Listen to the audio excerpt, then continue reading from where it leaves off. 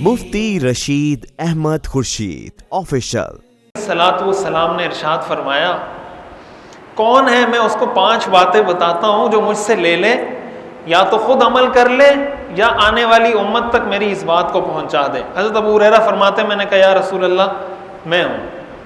حضرت ابو ہریرہ فرماتے ہیں حضور نے میرا ہاتھ پکڑا اور مجھے گنوانے لگے، یہ 5 باتیں مجھ سے سیکھ لو، یا خود عمل کر لو یا میری امت تک میری یہ باتیں پہنچا دو، ہو سکتا ہے کوئی عمل کر لے۔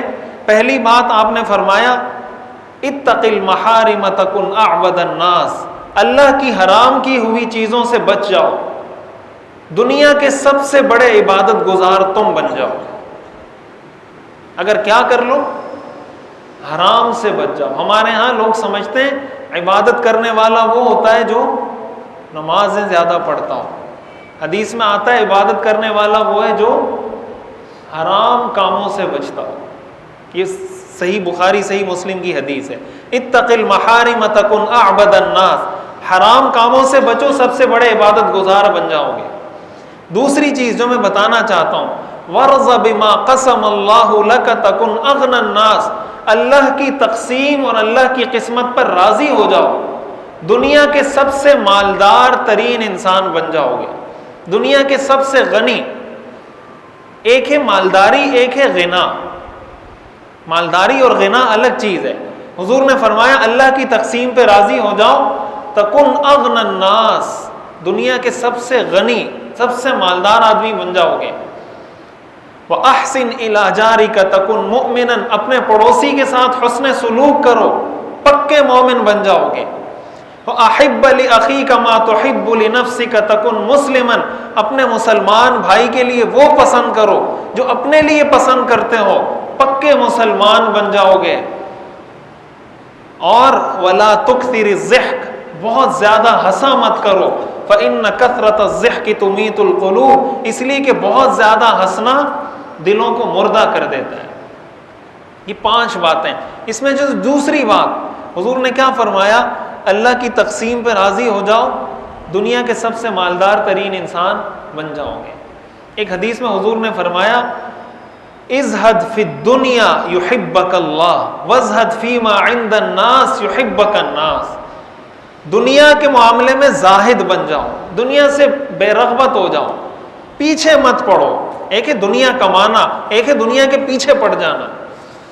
اسلام اس کی تو اجازت دیتا ہے کہ دنیا کماؤ، لیکن دنیا کے پیچھے پڑ جاؤ، مقصد زندگی کا بنا لو، دنیا کو اس کی اسلام اجازت نہیں دیتا۔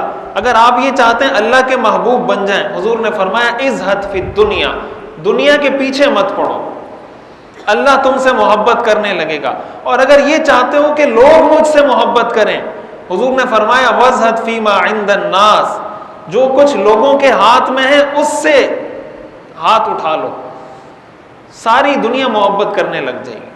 جب کسی آدمی کو پتا ہوتا ہے نا یہ مجھ سے پیسے مانگے گا، یہ مجھ سے قرض مانگے گا، میں جاؤں گا مجھے کہے گا یار 5 منٹ کے لیے بائک چاہیے مجھے، کوئی بھی کام مجھے بول دے گا یار میرے ساتھ وہاں تک چلو، وہ پھر کنی کتراتا ہے کہ چھوڑو یار اب بعد میں ملوں گا۔ ایسے جب کسی آدمی کے بارے میں آپ کا تصور یہ بن جائے کہ یار یہ مجھ سے کبھی مانگے گا نہیں، دے دیا تو دے دیا، یعنی اگر میں نے اس کو کچھ دیا تو ٹھیک، یا اس نے مجھے ہو سکتا ہے وہ مجھے دے دے لیکن کبھی مجھ سے مانگے گا نہیں، تو آپ اس سے خوشی سے ملتے ہیں یا نہیں؟ آپ اس کی عزت بھی کرتے ہیں، لیکن جب آپ کو پتا ہو یار یہ آئے گا پیسے مانگے گا مجھ سے، تو پھر آدمی ادھر ادھر نکلنے کی کرتا ہے۔ تو اس کا مطلب دنیا کی نظروں میں محبوب بننے کا طریقہ کہ آپ لوگوں سے توقعات ختم کر دیں، بیوی سے، بچوں سے، رشتہ داروں سے، بھائی سے، دوستوں سے۔ تو جب کوئی اچھا کرے گا نا آپ کو خوشی ہوگی، یار میرا بھائی تو بہت اچھا ہے، اس لیے کہ آپ نے جو بھائی کو جاب دلوائی تھی، آپ نے جو دوست کو بزنس سٹارٹ کروایا تھا، اللہ کے لیے کروایا تھا۔ قرآن کریم میں آتا ہے قول معروف ومغفرۃ خیر من صدقۃ یتبعها اذی، اچھے طریقے سے بات کر کے ٹال دینا اور کسی کو یہ کہنا یار معاف کر دو، یہ بہتر ہے اس احسان سے جس کے بعد وہ احسان جتلایا جائے۔ کوئی آیا نا آپ کو کہے یار مجھے زکوٰۃ کے پیسے چاہیے، آپ کو یار معاف کر دو. ایک ہے آپ نے اس کو پیسے دے دیے، بعد میں اس کو کہیں وہ کوئی آپ نے کوئی بات بولی یار مجھے بائک چاہیے، اس نے کہا میں بائک نہیں دیتا کسی کو. آپ کہو یار اس کو میں نے کل 10,000 روپے زکوٰۃ دی تھی، 5 منٹ کے لیے بائک مانگی مجھے نہیں دے رہا. اللہ تعالیٰ فرماتے ہیں اگر آپ یہ زکوٰۃ نہ دیتے نا تو اچھا کرتے. یہ میں اپنا فلسفہ نہیں ہے، قرآن سورہ آل عمران کی آیت ہے.